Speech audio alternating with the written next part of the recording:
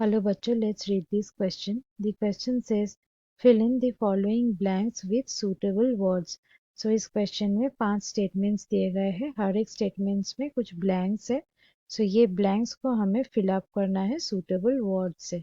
So let's start the discussion. एक एक करके statement देखेंगे. पहला statement में आते हैं. जान लेते हैं इस question का key concept. नंबर ए में बोला गया है कि the human forelimb and bats forelimb are an example of dash organs whereas an insect's wing and a bat's wing are an example of dash organs. So यहाँ पे दो दो करके ऑर्गन का नाम दिया गया है. So पहला जो बॉडी स्ट्रक्चर है वो है human four limb. Human four limb उसके साथ साथ दिया गया है बैट का जो फोर लिम्ब है वो बैट्स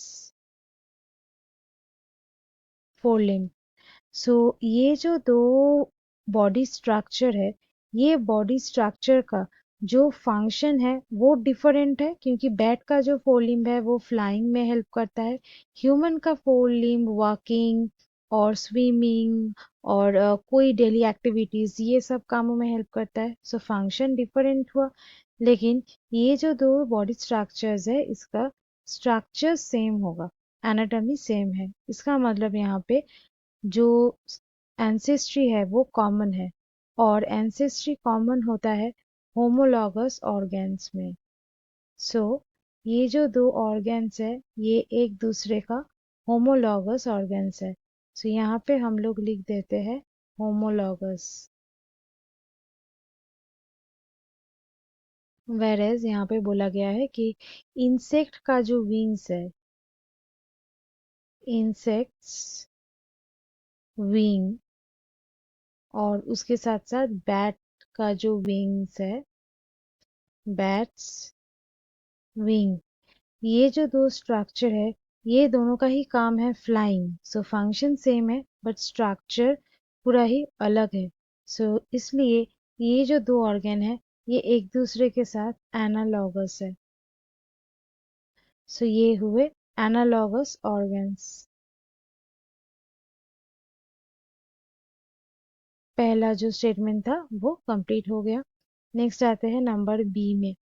बोला गया है कि the evolution of I is an example of evolution by dash. मतलब आई का जो इवोल्यूशन है वो कैसे होता है. बेसिकली यहाँ पे आई का जो इवोल्यूशन होता है वो स्ट्रक्चर और फंक्शन आई का स्ट्रक्चर और फंक्शन में मॉडिफिकेशन इसके वजह से होता है. सो यहाँ पे हम लोग लिख सकते हैं कि ये मॉडिफिकेशन के द्वारा इसका इवोल्यूशन हुआ है. सो मॉडिफिकेशन यानी कि बहुत सारे स्टेजेस उसमें इन्वॉल्व्ड है. सो ये इवोल्यूशन हुआ है स्टेजेस के द्वारा.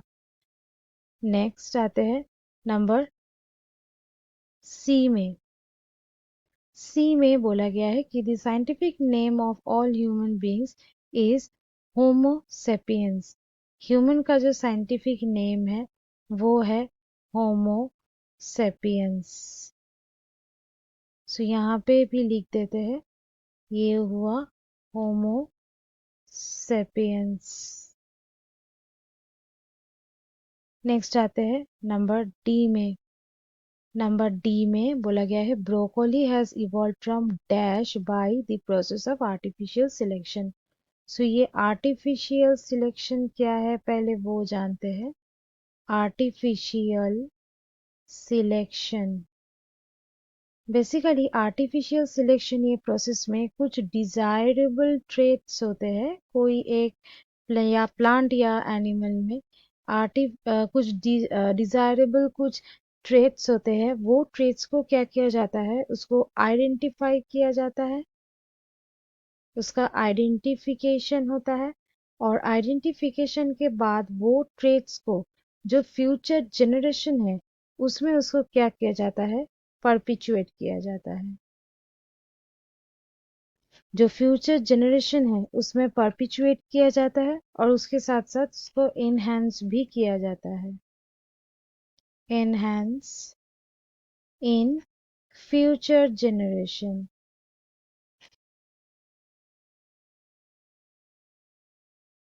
इसको कहा जाता है आर्टिफिशियल सिलेक्शन क्योंकि ये ह्यूमन के द्वारा होता है.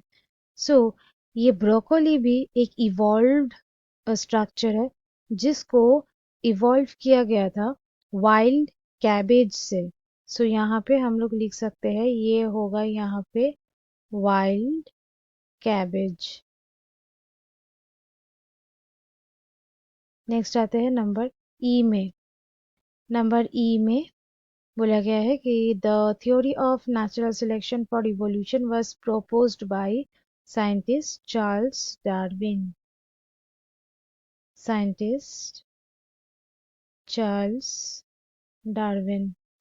यहाँ भी लिख देते हैं Charles Darwin. So students, hope you understood it well. Best of luck.